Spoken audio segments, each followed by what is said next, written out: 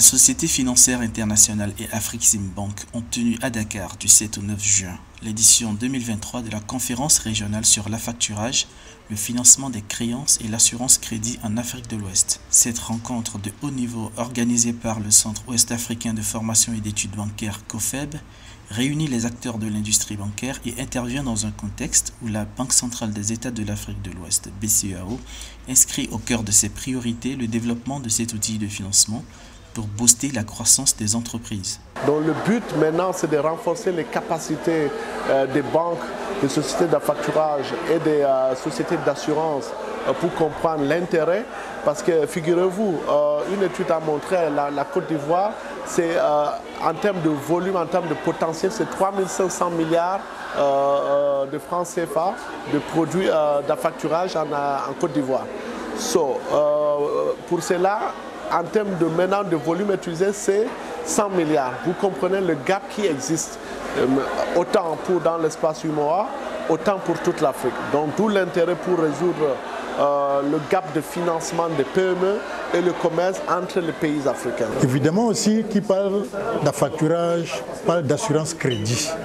L'assurance crédit a pris une bonne part également en termes de présentation, en termes de bienfaits qui sécurisent davantage ces opérations-là. Très peu connu en Afrique, l'affacturage, qui n'est qu'à 1% de ses parts mondiales de transactions, est un moyen de financement permettant d'obtenir au plus vite une avance de trésorerie en cédant des factures en attente de règlement définies par créance client.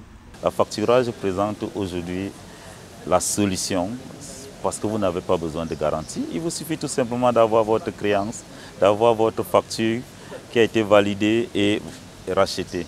And so part of the factoring product allows for the credit protection of that receivable. So not only are they getting the money, they can also sleep at night because they don't have to worry about the situation with the buyer. And that's called non-recourse factoring. Donc quand nous présentons la facturage, nous nous sommes rendus compte que nous parlons d'un produit nouveau dans une organisation comme FCI qui a son 54e annual meeting. Ça fait 50 ans que les autres pratiquent cela dans le monde. En Afrique de l'Ouest et plus précisément au Sénégal, les petites et moyennes entreprises font face à des difficultés de trésorerie qui constituent des causes majeures de leur fragilité.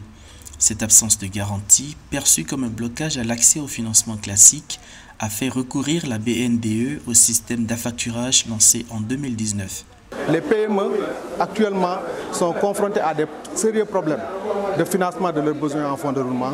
Pourquoi? Parce qu'elles n'ont pas de garantie, alors que les banques classiques demandent des garanties. Alors qu'au sein des bilans de ces PME-là, il y a des créances qui sont là, qui dorment, des créances qui sont saines, qui peuvent être transformées pour faire de la liquidité. Et c'est cette liquidité-là qui va faire tourner l'entreprise demain. Donc aujourd'hui, ces rencontres comme ça nous aident à promouvoir l'activité de l'affacturage. Aujourd'hui, les entreprises avec lesquelles nous commençons à travailler, qui font de l'affacturage, ils trouvent leur compte parce que ça leur permet de ne plus attendre une facture qui doit être payée dans 90 jours. Dès que la facture est acceptée par le client, cette dernière est déposée à la société d'affacturage que nous sommes et le lendemain, vous disposez de liquidités qui vous permettent de faire tourner votre activité. Il existe ainsi plusieurs raisons d'utiliser le factoring pour répondre aux besoins ponctuels ou récurrents de financement. Ce processus d'accompagnement des entreprises en phase de croissance permet de combler le décalage financier entre dépenses liées aux prestations ou aux livraisons de marchandises et leurs règlements. Lorsque vous êtes chef d'entreprise, vous êtes préoccupé par les charges fixes, régler vos factures d'eau, d'électricité, faire face aux exigences fiscales, etc. Il n'est pas toujours évident que vous soyez payé dans les temps. Et pourtant, vous avez fait le travail pour lequel le bon de commande vous a été remis. Et c'est là où nous intervenons. En réalité, l'affacturage devient pour les entreprises un accélérateur de croissance. Quelque chose qui vient leur permettre de souffler, de garder la tête hors de l'eau et de s'engager pour pouvoir répondre à d'autres demandes, d'autres clients. Il y a environ 7-8 ans, nous étions déjà ici pour promouvoir l'affacturage. Et je suis heureux de constater qu'on n'avait pas le même engouement. On constate donc qu'il y a ce travail qui a été fait par FCI et par Afreximbank est en train de donner des fruits et c'est une bonne chose. Une loi sur l'affacturage conçue pour guider les pays africains a été promulguée en 2016.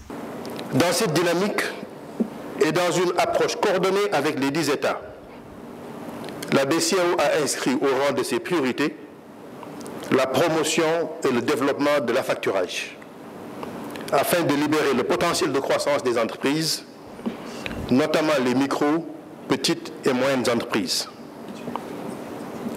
À son initiative, une loi uniforme relative à l'activité d'affacturage dans l'UEMOA a été adoptée par le Conseil des ministres lors de sa session ordinaire du 10 décembre 2020.